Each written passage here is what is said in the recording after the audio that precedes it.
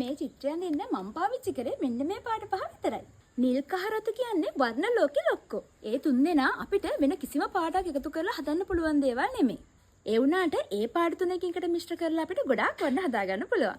ඔයා වර්ණ චක්‍රය එහෙමත් නැත්නම් කලර් වීල් එක ගැන ස්ටඩි කරොත් මේ ගැන හොඳටම දැනගන්න පුළුවන්. මේකෙදි නිල් පාටයි රතු පාටයි එකතු කරලා දම් පාටත්, කහ රතු එකතු කරලා තැඹිලි පාටත්, කහයි නිලුයි එකතු කරලා කොළ පාටත් අපිට ප්‍රධාන වශයෙන් හදාගන්න පුළුවන්. ඒ පාට දෙක මිශ්‍ර කරනකොට ඔයා ඒවා මිශ්‍ර කරන ප්‍රතිශතය අනුවත් හැදෙන වර්ණ එකිනෙකට වෙනස් වෙනවා. සුදු කළු කියන වර්ණ දෙක උදව් කරගත්තට පස්සේ ඔයා ඒ හදාගත්ත වර්ණ තවත් තද පාට කරන්න හරි තවත් ලා පාට කරගන්න හරිත් පුළුවන් වෙනවා. උදාහරණයක් විදිහට අපි ගමු කහයි නිලුයි පාට දෙක. කහයි නිලුයි සමානව වටනම කොළ පාට හැදෙනවා. කහ වැඩි කරලා නිල් අඩු කරොත් බලන්න මොකද වෙන්නේ කියලා. ඊට පස්සේ නිල් පාට ටිකක් වැඩි කරලා කහ අඩු කරලා බලන්න මොකද වෙන්නේ කියලා.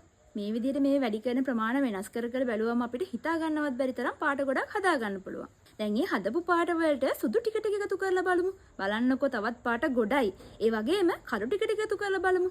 පේනවනේ. තව කළු සුදු දෙකේ අලු පාටත් හැදෙනවනේ. හදපු පාටකට ඒ අලු පාට දාලා බලමු. ඒත් මේක නොකියම බෑ. සමහර වෙලාවට අපි පාවිච්චි කරන නිල් පාටයි කහ පාටයි පියෝ පාටවල් නොවුනොත් ඒකෙදි නිල් පාට පොඩි තද පාටක් එකතු වෙලා තියෙන නිල් පාටක් වුණොත් හරි කහ පාට ටිකක් රතු පාටට හුරු පාටක් වගේ වුණොත් හරි උතනදී හැදෙන කොළ පාට ටිකක් වෙනස් එකක් වෙන්න පුළුවන්. ඉතින් අන්න ඒ ක්‍රමයට තමයි මම මේ චිත්‍රය ඇඳේ. පාට පහ පැලට් එකට දාගෙන ඔයාට ඕන විදියට මිශ්‍ර කරලා චිත්‍රය ඇඳලා බලන්න. කාලයක් යද්දී ඔයාට වර්ණයක් දැක ගමන් තේරුම් ගන්න පුළුවන් වෙනවා මේකට මොන පාට මොන ප්‍රමාණ වලින් දැම්මොත්ද හදාගන්න ලේසි වෙන්නේ කියලා. ඉතින් ඔයා හොඳට ප්‍රැක්ටිස් කරලා අඳින චිත්‍රයක් අපිටත් බලන්න පහලින් කමෙන්ට් කරගෙන යන්න. තවත් මේ වගේ short and sweet art tips දැනගන්න අපිව follow කරලා තියාගන්න.